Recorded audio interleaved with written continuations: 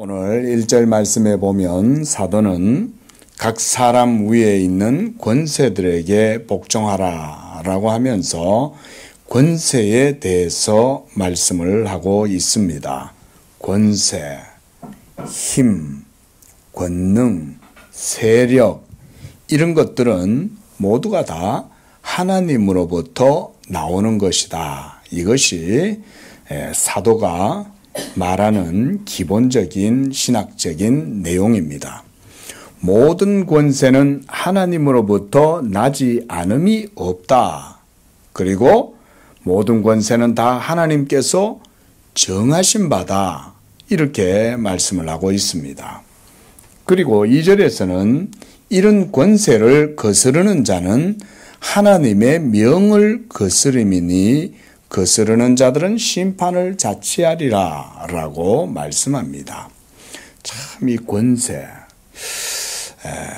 참 이게 우리 예수 믿는 성도들에게도 세속 정부의 권세를 어떻게 이해할 것인가 이거에 참 중요하죠. 그렇죠? 국가와 교회와의 관계 이게 중요해서 우리 웨스트민스터 신앙 고백서에도 비교적 자세하게 국가와 교회에 대해서 또 국가의 권세자들, 통치자들 이런 자들에 대해서 어떻게 볼 것이냐에 대한 내용이 있습니다. 웨스트민스터 신조 안에 이런 내용이 포함될 정도로 이 문제는 중요한 문제인 거죠. 무정부주의를 뜻하는 아나키즘이라고 하는 말은 지배자가 없다라는 그런 의미입니다. 지배자란 없다. 그러니까 내 위에 다른 사람 없고 내 밑에 다른 사람 없다. 이런 좋은 의미로도 생각을 해볼 수가 있겠습니다. 우리가 살아가는 세상에는 여러 가지의 지배 형태가 있게 되는데 사회적으로, 정치적으로, 또 경제적으로 그리고 더 나아가 종교의 영역에 이르기까지 지배자가 없는 사회를 바로 이 아나키즘이라고 하는 의미라고 하겠습니다. 아나키라고 하는 말의 어원은 그리스어에서 유래되었는데 부정접두어로서 안과 또 지배자, 통치자를 뜻하는 아르코스가 합성된 단어로 아나르코스에서 아나키라는 말이 나왔어요. 그러니까 지배, 통치, 그런 권세자들이란 없다라고 하는 의미입니다. 그래서 이렇게 지배자가 없다는 의미는 주로 정치적인, 철학적인 사상에서 바로 다스리는 자와 다스림을 받는 그런 지배와 피지배의 관계로 국가와 시민의 관계를 보는 거예요. 그래서 기존의 체제의 지배자들과 권력에 대해서 부정하는 의미로 바로 이 아나키즘이란 말이 사용된 겁니다. 그리고 이 문제가 종교의 영역으로까지 영향을 주어서 소위 무교회주의라고 하는 그런 형태의 비성경적인 사상의 뿌리가 되기도 하는 것입니다. 왜냐하면 그분들은요, 교회의 목사, 장로 위에 소위 리더십, 지도자 이런 것들에 대해서 부정해요. 그래서 교회 안에는 위계 질서, 계층 간의 그런 어떤 계급의 그런 구조가 없고 모두가 다 형제다. 이러면서 가보면요. 다 서로 형제라고 그래요. 물론 형제죠. 다 자매죠. 그리스도 안에서 모두가 다 한 형제요, 자매요, 한 지체가 되죠. 그런데 그들이 간과하는 게 있어요. 그게 뭐냐면 하나님께서 각 사람의 분량에 맞게 은혜 가운데에 하나님이 질서를 세우셨다는 거예요. 이거를 부정해버리는 거예요. 의도는 좋은 의도라고 할 수 있겠지만 성경에 맞지 않으면 그것은 우리가 쉽게 받아들이면 안 되는 겁니다. 사람의 마음과 생각에는 좋아 보여도요, 성경에 안 맞으면 시간이 지나면 반드시 거기에는 문제가 생겨나게 됩니다. 소위 우리가 오늘날 민주주의다라는 말을 많이 쓰는데, 민주주의란 말은 한마디로 왕이나 봉건, 영주 그런 사람들이 주권자가 아니라 시민이 국가의 참된 지배자다라는 의미가 담겨 있다고 하겠습니다. 민주주의, 우리나라 한자말로 백성민자에 임금주자가 있잖아요. 그러니까 누가 임금이라는 거예요? 백성이 나라의 주권자고 임금이다, 이런 의미 아니겠어요? 민주주의라는 것이. 데모크라시란 말이 그런 말이잖아요. 그래서 이 민주주의는 대의 정책을 통해서 세워지지만 거기에도 권세자들이 있죠. 이게 아나키즘하고 다른 거예요. 민주주의는 각각의 개인들의 권리와 그 모든 시민권들에 대해서 인정을 해주면서도 또 대의 정치를 통해서 대표자들이 세워져서 그들이 민의를 반영하고 또 그들이 모든 정치들, 질서들을 또 이루어 나가는 거, 이게 이제 민주주의죠. 우리나라 같은 경우도 삼권이 분립되어 있으면서 견제할 뿐만 아니라 그 모든 또 기구들마다 다 또 수장들이 있고 그렇죠. 최고 기구 가운데 우리가 대통령을 세우기도 하고 그 밑에 또 여러 요인들이 있고 이런 식으로 해서 우리나라 정치도 이루어지죠. 민주주의 정치는 뭐 우리가 다 알다시피 고대 그리스나 또 로마의 공화정이나 또 그때를 우리가 시발점으로 보기도 하겠지만 사람이 살아가는 데 있어서 가장 그래도 온전한 형태가 민주주의지만 민주주의가 완벽한 건 아니에요. 그렇죠? 항상 그런 문제는 생겨났죠. 자, 여러분, 오늘 본문 말씀에 보면 위에 있는 권세, 또 모든 권세가 다 하나님께서 정하신 바이고 하나님으로부터 나온 것이다 라고 하는 이 사도의 말씀이 우리가 주목을 해야 되겠습니다. 여러분, 만약 국가가 아나키즘을 주장하는 사람들처럼, 아나키스트들처럼 국가가 무정부주의가 되고 지배자, 계급층 이런 것들이 만약에 없다라고 한다면 국민의 삶은 행복할까요? 그것은 사실은 공산주의와 같은 꿈과 허상에 불과한 거예요. 사실은. 만약 국가가 없다면요, 개인의 모든 삶도 다 파괴됩니다. 보존될 수가 없습니다. 시민의 권리, 시민의 삶도 보장받을 수가 없습니다. 우리가 더 나아가서요, 우리가 10계명의 가운데 제5계명 뭐죠? 내 부모를 공경하라.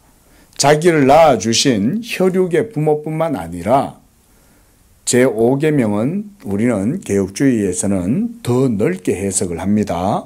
그래서 나를 낳아주시고 길러주신 부모님을 공경해야 되는 것뿐만 아니라 더 나아가서 교회에서는 목사와 장로님들이 있고 또 사회에서는 회사에서는 또 사장님이 있고 또 이 사회와 우리 공동체 속에도 여러 특히 국가 권력자들, 통치자들, 그런 자들까지도 우리는 제5계명을 적용해서 해석합니다. 이게 소위 우리 칼빈주의의 해석이에요. 제5계명은 부모님만 공경하는 게 아니에요. 학교 가면 위에 있는 선생님을 공경하는 거예요. 또 뭐 교회는 교회대로 또 그런 거고, 또 회사 가면 회사에 또 직급자들이 높은 사람들이 있잖아요. 꼭 사장님 대표뿐만 아니라 그 자기 위에 있는 그런 직급이 높은 자들에 대한 그런 권한도 인정해 주라는 의미가 그 속에 있는 겁니다. 그리고 국가 전체로 보면 오늘날로 하면 민주주의는 대통령이 있고, 그렇죠? 또 국회의원들이 있을 것이고 또 각각 행정기관에 또 수장들이 있겠죠. 그런 자들에 대한 존경심을 가지라는 거예요. 그게 5계명입니다. 그런 의미에서 오늘 1절에 사도는 바로 권세를 얘기하고 있는 거예요. 그리고 우리 기독교는 민주주의가 아니고 사실은 성경의 증거를 따라서 우리가 그렇게 하나님을 섬기는 거죠. 자, 그래서 이런 교회와 국가 간의 관계의 문제를 사도가 지금 얘기를 하고 있는 겁니다. 그런데요, 이런 이해가 없으면, 이걸 안 배우면 어떤 문제가 생겨나냐면 교회와 국가와의 관계를 바르게 이해하지 못해서 예수 믿는 믿음, 성령 충만한 사람, 영적으로 살아가는 사람은 국가의 법이나 국가의 통치, 질서 가운데 순복하지 않아도 된다는 논리가 설 수 있어요. 대표적으로 여호와의 증인들이 양심적 병역 거부라는 것을 주장해가지고 국가의 군 복무의 의무를 위배하잖아요. 그렇죠? 여러분, 우리 기독교는 군 복무를 하나님의 뜻이라고 생각을 합니다. 왜냐하면 국가 자체에 대한 권한을 성경은 지지하기 때문에 그런 거예요. 국가가 없으면 교회도 신앙의 자유를 가질 수가 없습니다. 그렇죠? 예를 들어서 무정부 상태, 지금 이스라엘의 소위 가자 지구에 있는 거기가 엄밀히 말하면 무정부 상태에 있는데요. 거기는 그냥 종교적인 어떤 권력 집단이 있긴 해도 거긴 정부가 없죠. 그렇죠? 그냥 하마스들이 그냥 폭력적으로 거기를 지배하고 있는 거지 거기에 사실은 온전한 정치 형태가 없잖아요. 그러니까 매일 소란만 일으키고 저들 막 그 국가 전체 백성들을 위한 그런 어떤 뜻이 이루어져 가지고 사회가 유지되고 돌아가는 게 아니죠. 그러다 보니까 문제가 생겨나는 거예요. 국가가 바르게 서 있지 않는 곳에는 시민들의 삶도 보장되지 못하죠. 이런 것을 우리가 뭐라고 하냐면 일반 은총이라고 말해요. 일반 은총. 우리 한번 따라하겠습니다.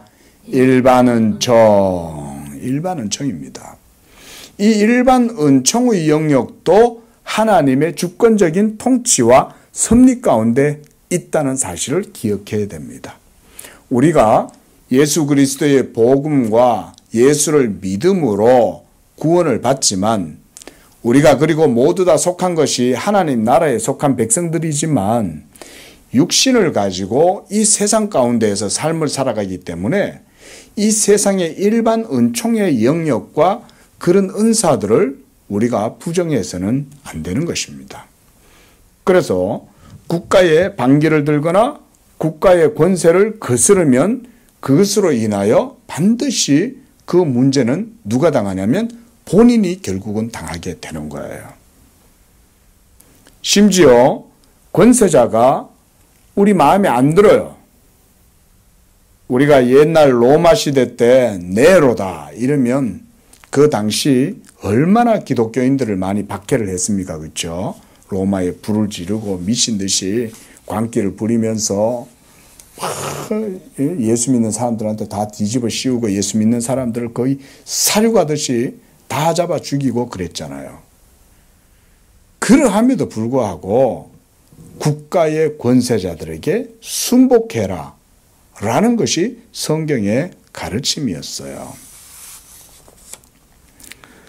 초대교회의 성도들이 처한 상황에서 그래서 사도는요, 이 문제를 특히 로마에 있는 성도들에게 이 문제를 얘기하지 않을 수가 없었던 거예요. 그래서 로마에 있는 성도들에 이르기를 로마의 권세자들에게 순복해라라고 가르치는 거예요. 우리가 언뜻 생각하면 사도처럼 성령 충만한 사람이 국가하고 뭔 상관이 있어? 응? 교회와 국가하고 무슨 관계야? 이런 식으로 쉽게 속단해 버릴 수 있겠지만 여러분 그것은 비성경적인 것입니다. 성경은요, 국가 그리고 일반 은총의 질서와 체계를 결코 무시하지 않습니다.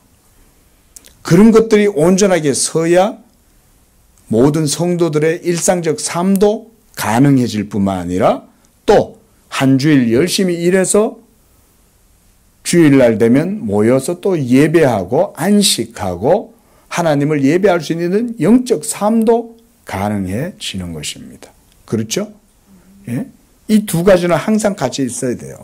그런데 로마 황제들은 기독교를 박해하고 하나님이 아닌 황제를 숭배하라고 강요했고 믿음과 신앙의 자유를 압제했기 때문에 그들이 적그리스도로 인식되고 그래서 황제와 로마 관료들에게 순복해야 하느냐라고 하는 이런 양심상의 문제가 그들에게 큰 문제로 대두된 거예요. 그런 상황 가운데 사도가 이런 말씀을 전하고 있는 것입니다. 자, 여러분 그 당시의 상황을 다시 한번 생각해 보시기 바랍니다. 복음으로 열정으로 성령이 충만한 가운데에서 하나님의 나라와 영적인 것을 추구하는 그들에게 국가의 질서와 통치 아래에서 순복하면서 한 시민의 삶을 살아간다는 것. 여러분, 그것은 사실은 그때나 오늘이나 다르지 않아요. 오늘은 로마의 통치가 아니지만 여전히 교회와 국가의 관계는 일반 은총과 특별 계시의 영역 속에 늘 같이 있는 거예요. 이런 가운데에서 우리가 이 13장의 내용을 봐야 되는 것입니다. 예수 믿는 성도들도 이 땅에서 살아가지만 그들의 진정한 정체성은 하늘에 속한 자들이요 성령을 쫓아서 살아가는 자들인 것입니다. 사도행전에 오순절 성령 강림 사건이 일어나고 난 이후 초대교회가 형성되었죠. 모두가 다 성령 충만했던 거예요. 그리고 로마 제국이 세계를 제패하고 있었고 기독교를 박해하고 있었고 이런 상황 속에서 그리스도인들이 세속 정부에 대해서 어떻게 해야 되느냐라고 하는 문제인 것입니다. 그래서 사도는 바로 이 문제를 성경에 입각해서 성도들에게 가르쳐주고 있는 거예요. 먼저 모든 권세는 다 하나님께로부터 나오는 것이요 하나님이 정하신 것이다. 우리가 다니엘서에서 느부갓네살 왕을 대표적으로 볼 수가 있어요. 네부카드네자르 이 바벨론의 왕은 자기가 그 모든 나라를 세우고 다스리는 줄 알았어요. 얼마나 옛날 바벨론 공중정원 우리가 그 신화 속에나 나올 법한 그런 도시를 세웠잖아요. 바벨로니아가 그 문화나 건축술이 찬란했거든요. 그런데 그 궁전 탁 지붕에서 저 밑에 내려다보면서 이 나라와 이 모든 도성을 내가 세웠지 하고 딱 자기 스스로 말을 하고 있는 순간 하늘로부터 소리가 들리면서 너의 권세를 내가 꺾어버리고 너를 7년 동안 짐승처럼 내가 만들어버리겠다. 하나님께서 이 느부갓네살을 그 자리에서 즉시 꺾어서 야수처럼 짐승처럼 만들어버렸어요. 사람이 총기를 잃어버리니까 어떻게 되겠어요? 즉시로 미련한 야수가 돼가지고는 들에 가서 풀을 뜯어먹고 광인이 돼가지고 모든 권세를 다 잃어버린 거예요. 하나님은 한순간에 모든 일을 다 하실 수 있는 거예요. 권세자를 세우실 수도 있고 꺾으실 수도 있어요. 폐할 수도 있고 세우실 수도 있는 분이 하나님이신 거예요. 애굽의 왕 바로도 하나님이 세우신 거예요. 비록 그가 이스라엘 백성들을 억압하고 착취하고 이렇게 했지만 하나님이 그를 이스라엘을 지키는 관료자로 세우신 거예요. 이스라엘 백성들에게는 자기들을 핍박하고 착취하는 그런 전제군주로 보였겠지만 그러나 하나님의 섭리로 보면 하나님이 애굽왕 바로를 세우신 거죠. 그리고 애굽의 통치 아래에서 이스라엘 백성들이 고센 땅에서 살면서 그렇게 살아왔던 것이죠. 그러나 그 과정 모두가 다 하나님의 통치와 섭리 가운데 있었던 거죠. 보세요. 하나님께서 이 애굽왕 바로가 애굽에서 그 이스라엘 백성들에게서 난 자녀들, 남자아이들 모조리 태어날 때마다 다 죽여라. 산파들에게 명했지만 하나님이 이스라엘 백성들을 더욱더 번성하게 하시죠. 그렇죠? 이게 하나님의 섭리인 거예요. 그뿐만 아니죠. 모든 권세자들은 다 하나님이 세우시는 거예요. 고레스를 하나님이 세워서 바벨론에 70년 동안 포로 생활을 하던 그들을 다시금 본국으로 돌아가도록 하는 것도 고레스가 하는 거예요. 신약에 이르러서 기독교가 약 300여 년의 기간, 오랜 세월 동안 지하 카타콤에서 그렇게 살아가던 사람들이 콘스탄티누스 대제가 어느 날 기독교를 로마의 국가 종교로 공인을 해버리는 이런 밀라노 칙령에 의해서 기독교가 어느 날 갑자기 로마의 국교로 바뀌어버린 거예요. 하나님의 때가 있었던 거죠. 그 칠흑 같은 그 지하 동굴 무덤이거든요. 카타콤이. 그 무덤, 깊은 미로와 같은 그 속에서 몇 세대가 그 속에서 태어나서 죽고 태어나서 죽으면서도 거기서 신앙생활을 했던 거예요. 그동안 로마는 계속해서 전 세계를 제패하고 있었죠. 그런 상황 속에 위에 있는 권세자들에게 순복하라고 가르친 거예요. 우리가 이런 점들을 주의해서 봐야 되는 것입니다. 모든 권세는 하나님께로부터 나는 겁니다. 오늘날도 마찬가지예요. 물론 민주주의 형태에 의해서 세워진 대통령이 국민들의 적법한 절차에 의해서 탄핵되는 경우도 있고 또 어떤 한 지도자가 세워지기도 하지만 그러나 누가 세워지든지 그것은 하나님의 섭리 가운데 있는 것은 분명합니다. 진보 진영에 속한 사람들은 보수 진영에 있는 지도자가 마음에 안 들 것이고 보수 진영에 속한 사람들은 진보 진영에 있는 사람들이 마음에 안 들 것이고 우리나라만 그런 줄 아세요? 미국도 그러고 저 유럽도 다 그래요. 어디든지 보수 진영은 다 있어요. 예? 우리나라 보수는 애국 보수다라고 생각하겠지만 다른 나라도 가면 다 보수가 있고 공화당이 있고 민주당이 있고 다 똑같아요. 어디나. 사람이 어디 뭐 그렇습니까? 손뼉을 치려면 왼손이 있어야 되고 오른손이 있어야 되고요. 머리도 좌뇌가 있고 우뇌가 있어요.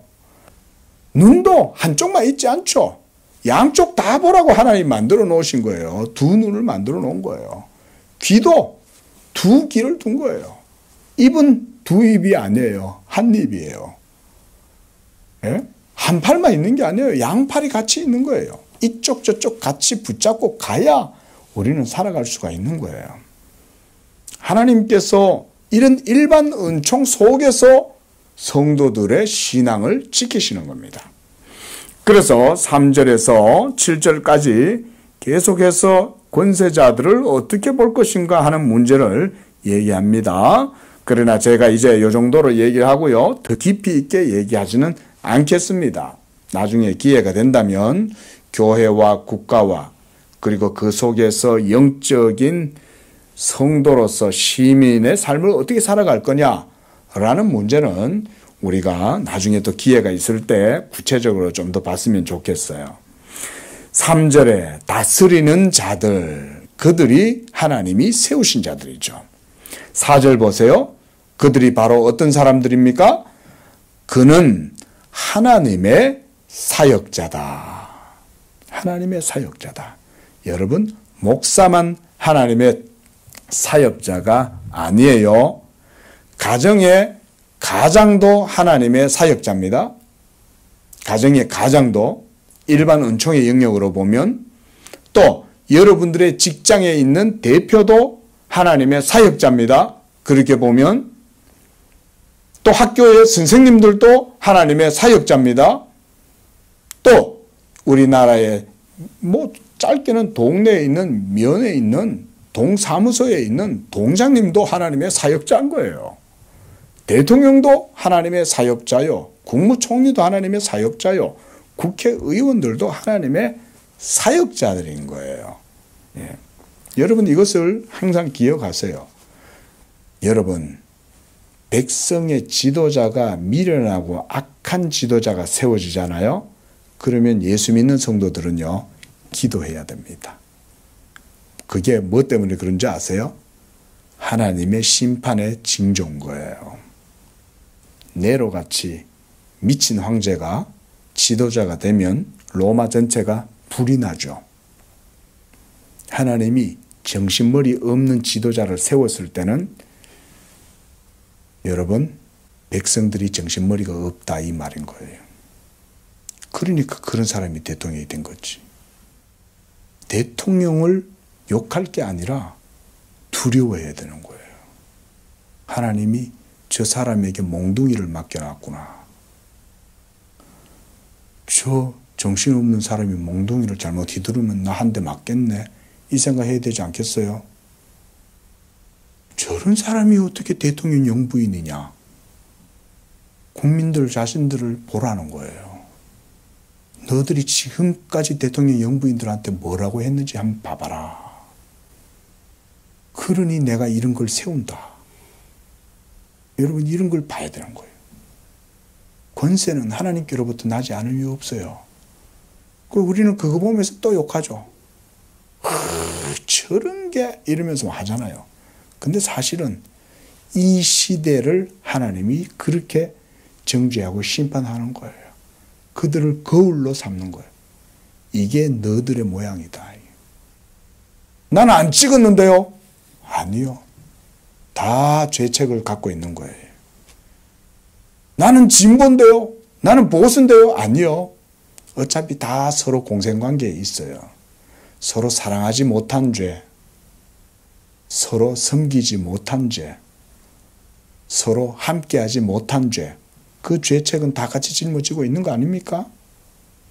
하나님의 일반 은총과 섭리는요, 모두 그 위에 하나님이 계시는 거예요.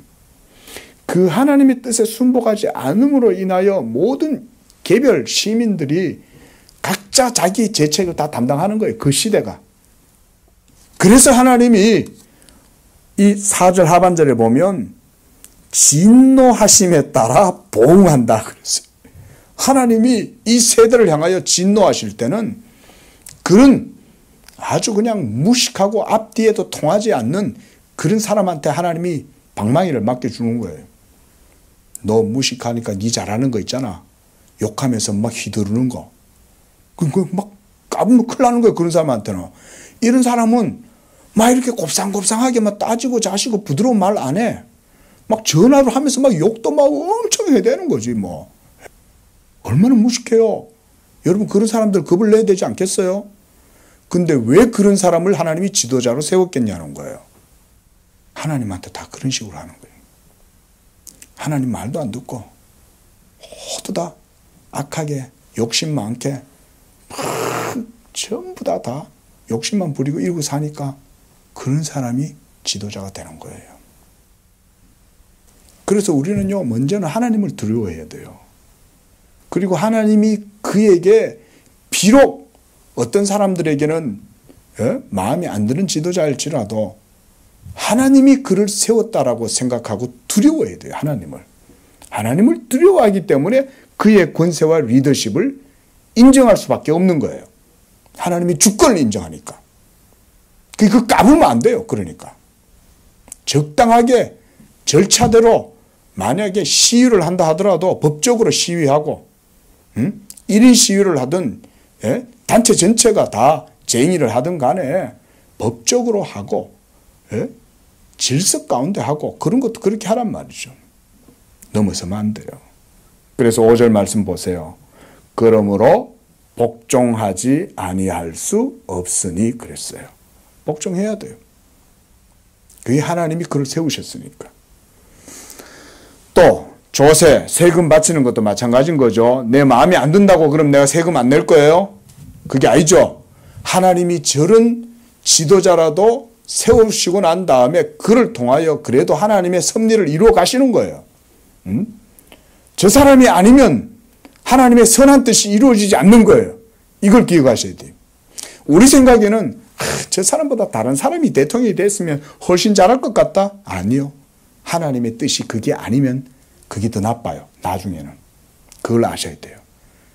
오히려 지금이 더 나은 거야. 오히려 사실은. 이렇게 생각해야 되는 거지. 왜? 무슨 기준으로? 하나님 기준으로 생각하는 거예요.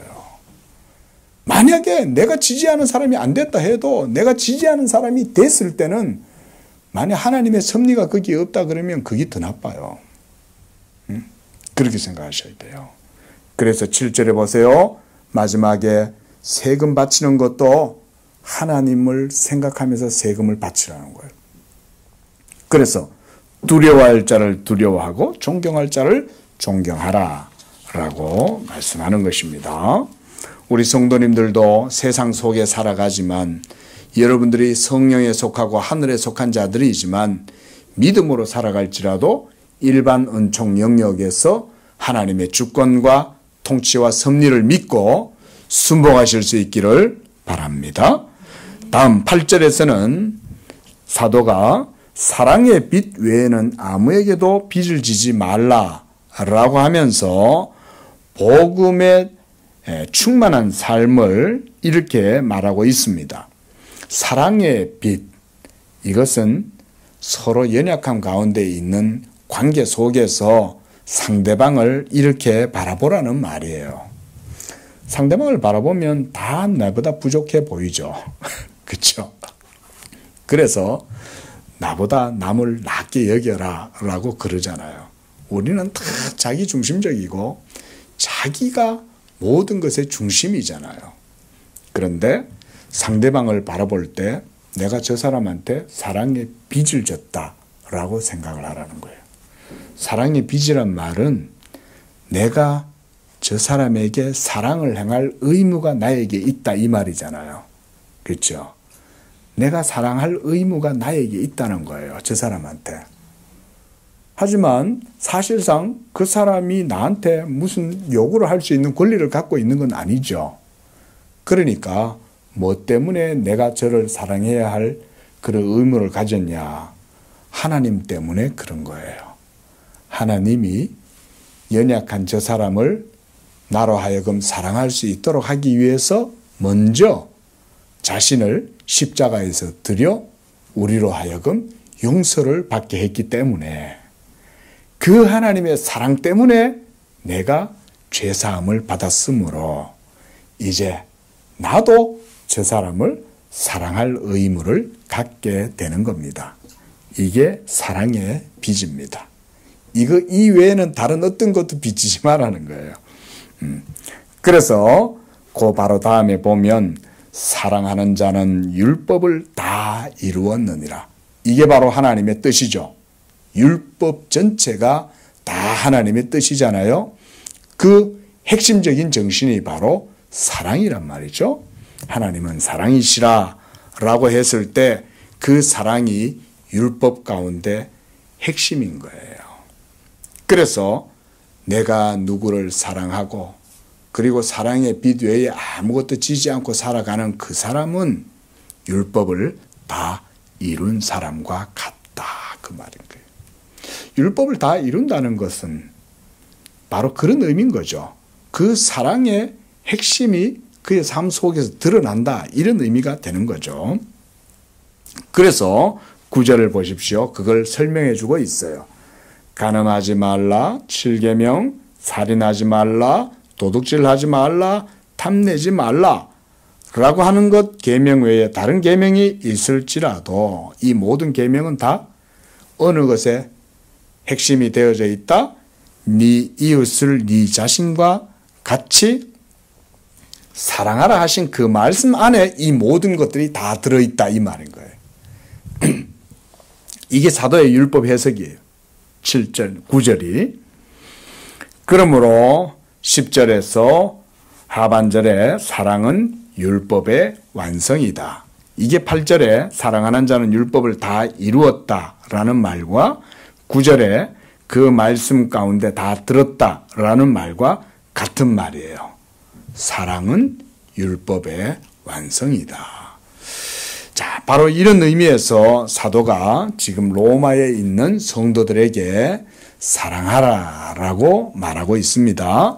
이런 사랑으로 이 세상 가운데에서도 위에 있는 권세자들에게 복종하고 시민의 의무와 삶을 충실하게 살아라. 누구를 위하여? 먼저는 하나님을 위하여, 그 다음으로는 이웃을 위하여. 우리 성도들은, 청교도 정신도 마찬가지고요. 우리 성도들은요, 작은 것 하나도 다 이웃을 생각하면서 행하시기를 바랍니다. 주차장에 어떨 때 이렇게 나가보면 먹다가 남은 뭐 이렇게 컵 같은 거, 쓰레기 같은 거 많이 던지거든요. 그거 내가 안 치워도 청소하시는 분들이 오셔갖고 분명히 치우긴 할 텐데, 작은 것 하나조차도 우리가 생각을 하면 좋겠죠. 그러면 치워주는 거예요. 어떨 때는. 물론 뭐 바빠서 못할 때는 그냥 갈 수도 있지만, 어떨 때는 차를 타고 가다가도 뭔가 위험물이 도로에 낙하되어 있다. 그러면 안전한 곳에 세워가지고 놓고는 그런 것도 좀 치우고 가고, 예수 믿는 사람들은요, 마음속에 항상 이 사랑을 품고 있어야 돼요. 사랑의 빚을 지고 살아가는 거예요. 그대가 없으면 내가 없는 거예요, 사실은. 그렇죠. 우리가 그래서 신학에서도요, 우리가 사회계약설 이런 게 사실은 이 개혁주의 정신에서 다 파생되어 나온 겁니다. 사회계약이란 말이 다른 거 아니잖아요. 상호 호혜주의, 서로 네가 있어야 내가 살고 내가 있으니 네가 살고 이런 거 아닙니까? 그래 따지면. 그래서 서로서로 모두가 다 온전하게 삶을 이룰 수 있도록 하는 거, 이런 삶을 얘기를 하는 거 아니겠어요? 그러니까 예수 믿는 사람들이 바로 이런 사회 속에서 그런 모습 가운데 그런 자리에 서 있으면 그들로 인해 가지고 많은 사람들에게 보이지 않게 생명력을 주는 거죠. 저는 그렇게 믿어요. 여러분들에게 주어진 모든 삶의 영역에서 하나님께 하듯이 하시기를 바랍니다. 죽게 하듯 하면 그것이 다른 사람에게 혜택이 돼요. 여러분들을 위해서 하지 마세요. 여러분들을 위해서 하는 것은요, 그냥 말 그대로 장사치예요. 세상 말로 하면. 그러나 물건을 여러분들이 하나 남들에게 판다 해도 남을 위해서 하시면은요, 모든 것이 선하게 합력해서 선을 이루게 됩니다. 그러면요, 그 사람들도 알게 모르게 다 알아요. 아, 그래도 진심으로 하는 것 같다. 이렇게 느껴진다고요, 사람이라는 거는. 사랑의 빛 외에는 아무에게도 빚을 지지 않는 그리스도인들이 되시기를 바랍니다. 그 다음으로 11절부터 이제 14절까지 영적 삶을 살아가는 성도들의 종말론적 삶에 대해서 사도는 말하고 있습니다. 그래서 11절에 보면 우리가 이 시기를 알거니와 그랬어요. 바로 이 시기란 종말론적인 시간입니다. 우리가 새벽에 집사님하고 이 종말론에 대해서 조금 얘기를 했는데요. 여러분, 종말이라는 말은요, 끝이라는 말이잖아요. end라는 말이잖아요. 끝. 이게 신학적으로 우리가 종말론적이다 이러면 에스카톨로지라는 이런 종말론이 따로 있어요. 그런데요, 간단하게 얘기하면 이런 말이에요. 자, 여러분, 예수님이 언제 오신다고 그랬어요? 알 수 없죠, 그렇죠? 그런데 2000년 전에 성도들은 자기들이 살아가던 시대에 예수님이 올 거라고 생각한 거죠, 그렇죠? 근데 오셨어요, 안 오셨어요? 안 오셨죠. 그리고는 지금 몇 년이 지났어요? 2000년이 지났죠. 근데 2000년이 지나도 아직 안 온다. 이렇게 생각하는 건 잘못된 겁니다. 왠지 아세요? 2000년하고 여러분하고 상관이 있어요, 없어요? 없죠. 그렇죠? 예? 여러분들하고는 딱 여러분들에게 있어서 시간은 여러분들이 태어나신 그때부터 해서 지금까지의 시간이 여러분들에게 적용되는 거지 2000년을 예수님이 모두에게 다 적용하시는 게 아닌 거예요. 예? 그러니까 사실은 하나님이 말씀하신 종말의 시기는 여러분들이 살아가는 삶의 시기에만 적용하면 되는 문제인 거예요. 그렇죠? 맞죠? 2000년 동안 안 왔네? 내가 2000년 살았어요? 아니죠. 나는 이제 50년 좀 더 살았을 뿐인 거예요. 이제 우리는 70년 좀 더 살았을 뿐인 거예요. 종말을 그런 나의 시간에 적용을 해야 되는 거지. 크로노니컬하게 연대기적으로 2000년이나 지났는데 예수님이 아직도 안 오네? 그렇게 적용할 문제는 아니라는 거죠. 또 하나, 두 번째는 뭐냐면 하나님께는 시간이 없다는 거예요. 하나님께는 시간이 없어요. 주께는 천년이 하루 같고 지나간 밤의 한 경점과 같을 뿐이다 그랬어요. 그러니까 그 말은 뭐냐면 하나님은 시간이 없으시기 때문에 영원하신 분이고, 그래서 그 하나님께서 자기 자신의 뜻을 드러냈을 때는 그게 우리한테는 종말론적으로 다가오는 거예요. 바로 그 종말론적인 시간이 어디에서 드러났냐? 예수 그리스도의 성육신과 성령의 임재 속에 이 종말의 시간성이 드러나게 된 거예요. 좀 어렵죠. 그래서 종말론이 어려운데 듣다 보면 알게 돼요. 아, 종말이란 말은 우리의 시간관념이 기준이 아니구나. 하나님의 사역과 행동이 기준이구나. 그래서 그 하나님이 자기의 말씀을 우리에게 드러내시면 우리가 그 말씀을 듣고 경험하게 되면 그때 그게 바로 우리에게는 뭐가 된다는 거예요? 종말이 된다는 거예요. 예, 그게. 이렇게 종말론을 이해를 하시면 됩니다. 그래서 사도도 11절에서 이 시기를 알거니와 그랬어요. 바로 끝이 왔다는 거예요. 세례 요한도 그렇게 얘기했죠. 그렇죠? 야, 이제 종말이 왔어. 모두 정신 차려. 도끼가 열매 맺지 아니하는 나무들마다 이제는 찍으려고 다 이렇게 되어져 있어. 이러면서 예수 그리스도로 말미암아 종말이 이루어진다는 걸 얘기했죠. 사도가 얘기하는 이 종말, 이 시기란 바로 그런 시기입니다. 그때 그 시기가 오늘날 우리가 살아가는 이 시대에도 동일한 시기인 거예요. 그렇죠? 여러분들이 살아가는 그 시기가 종말의 시기를 맞이하고 있는 거예요. 2000년이 아니에요. 70년이에요. 50년이에요. 40년이에요. 예. 자, 그래서 깰 때가 벌써 되었다 그랬습니다. 마지막이 이르렀으니까, 종말이 이르렀으니까 이제는 깰 때가 된 거죠. 그래서 우리의 구원이 처음 믿을 때보다 가까웠음이라 그랬습니다. 여기에서 가까웠다는 말은 이미 그리스도 예수로 말미암아 하나님의 구원 사역이 완성되었다는 거예요. 그리스도 안에서. 이미 사실은 십자가에서 완성되었죠. 그렇죠? 이미 완성되었기 때문에 우리에게는 이제 가까운 거예요. 근데 구약시대 때 성도들은 아직은 멀었죠.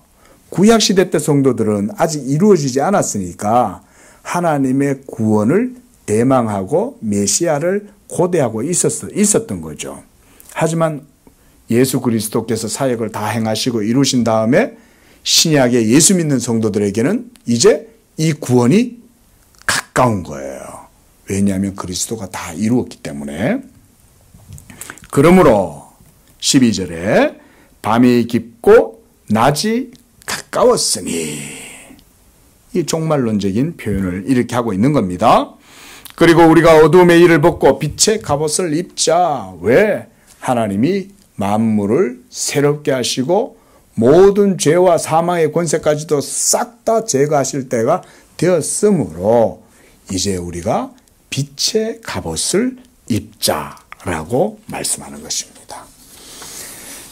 이 로마서 13장 13절의 내용은 우리가 유명한 세인트 어거스틴 아시죠? 어거스틴이 이 무화과나무 아래에서 회심할 때 그가 톨레에게 책을 들고 펼쳐 읽어라. 책을 들고 펼쳐서 읽어라. 라고 하는 성령의 음성이 들릴 때 그가 들고 펼쳤을 때 이 말씀을 읽었어요. 낮에와 같이 단정히 행하고 방탕하거나 술 취하지 말며 음란하거나 호색하지 말며 다투거나 시기하지 말고 오직 주 예수 그리스도로 옷 입고 정욕을 위하여 육신의 일을 도모하지 말라. 이 말씀을 읽는 순간 이 방황하고 고뇌하던 어거스틴의 뇌리에 정광석화와 같이 복음의 빛이 비추면서 이 말씀으로 어거스틴이 그 자리에서 회심을 하게 돼요. 오랜 동안 만이교에 심취해 있고 이단에 빠져가지고 사생아까지 낳았고 온갖 방황하는 삶을 살다가 그가 이 하나님의 말씀을 읽는 순간 하나님의 말씀이 그 영혼을 붙들고 변화시켜서 그가 위대한 하나님의 사역자가 된 거죠. 어거스틴 이르면 신학에서뿐만 아니라 서양 지성사에서도 아직도 중요합니다, 여러분. 하나님의 말씀의 능력이 그만큼 대단한 거예요. 어거스틴이 대단한 게 아니에요, 여러분. 그걸 잘 봐야 돼요.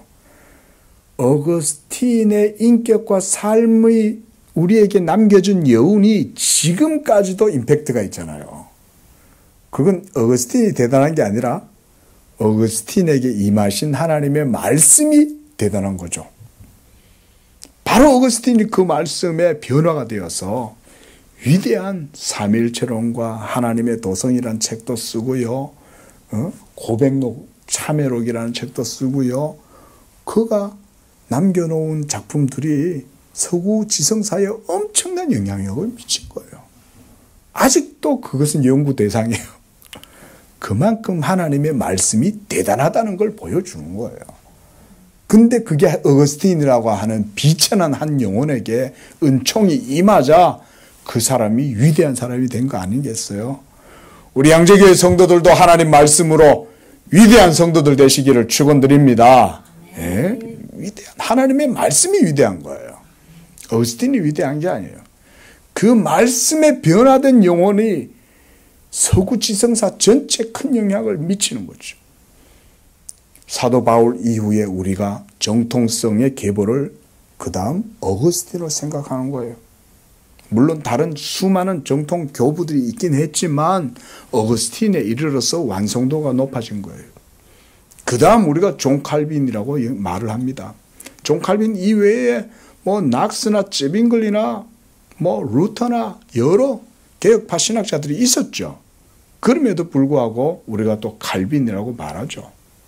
근데 보십시오. 어거스틴이 정통이 된 거예요. 어거스틴이 대단한 게 아닙니다. 하나님의 말씀이 그와 함께 하니까 그가 대단한 사람이 된 거예요. 낮에와 같이 단정하고 술 취하지 말고 방탕하지 말고 음란하거나 호색하지 말고 다투거나 시기하지 마라. 그래서 옷 입어라. 빛의 갑옷을 입고 살아가라. 자, 14절 오직 주 예수 그리스도로 옷 입고 정욕을 위하여 육신의 일을 도모하지 말라 그랬습니다. 자, 말씀을 정리하면서요. 오늘 본문을 통해서 우리가 여러 가지 내용들을 봤습니다. 먼저는 교회와 국가의 관계에 대해서 봤어요. 오늘날도 여전히 무정부주의든 그리고 무교회주의든 이런 위험한 사상들이 여전히 도사리고 있습니다. 그러나 여러분, 우리 예수 믿는 성도들은 한 국가의 모든 질서와 권위는 하나님이 세우셨다는 사실을 마음속에 굳게 믿어야 됩니다. 하나님은 우리의 숨결 하나조차도 놓치지 않는 분이에요. 그런 분이 국가의 권력자들을 아무렇게나 하시겠어요? 하나님이 다 뜻이 있는 거예요. 알렉산더 보세요. 헬라의 마케도니아의 알렉산더가 얼마나 위용이 대단합니까? 그 기세가 얼마나 대단합니까? 인도까지 막 진격을 해가지고 모든 지중해 지역에 있는 모든 나라들을 헬라화 시켜버리잖아요. 하나님의 섭리죠. 그런 에너지가 열정이 어디서 나왔겠어요? 하나님이 역사하시는 거죠. 그런데 그 젊은 알렉산더를 하나님이 또 젊은 나이에 데려가 버리잖아요. 꺾어버리시는 거예요. 그러니까 헬라 제국이 그 아래에서 나뉘어져 가지고 4개의 제국으로 또 나뉘어져 버리잖아요. 우리가 다니엘서에서 그런 내용 봤습니다. 그렇죠? 여러분, 지금도 마찬가지예요. 구약 성경에 하나님이 지금은 역사 안 하시는 줄 아세요? 똑같아요. 지금 우크라이나에 전쟁이 나고, 지금 이스라엘이 지금 다 야당이 나고, 지금 전 세계에 패권이 어떻게 지금 향방이 어떻게 돼 가는지 우리는 알 수 없지만 하나님의 주권적 섭리가 있는 것입니다. 그 가운데에서 우리는 빛의 갑옷을 입고 살아가는 것입니다. 기도하겠습니다. 거룩하신 하나님 아버지, 우리를 이 부패하고 어두운 세상 속에서 불러주셔서 빛의 자녀로 삼아주심을 감사합니다. 이제 그리스도 예수를 믿음으로 성령으로 거듭나고 새 생명을 입어 싸우니 하나님, 우리 성도들이 이 땅 가운데에서 마땅히 어떻게 살아야 할까를 생각하고 믿음으로 하나님 앞에 지혜롭게 살아가는 성도의 삶이 되게 도와주옵소서. 위에 세우신 권세자들을 하나님의 주권을 믿고 두려워하게 하시고 그 가운데 순복하면서 일반 은총의 삶을 살아가는 지혜로운 삶이 되게 도와주시며, 그렇게 살아갈 때 우리 성도들의 삶도 복을 얻게 하여 주시옵소서. 우리 성도들 행하는 모든 일들마다 복음의 빛이 드러나게 하시고 복음의 능력을 나타내는 복된 삶이 되게 하여 주시옵소서. 거룩하신 예수님의 이름으로 기도합니다. 아멘.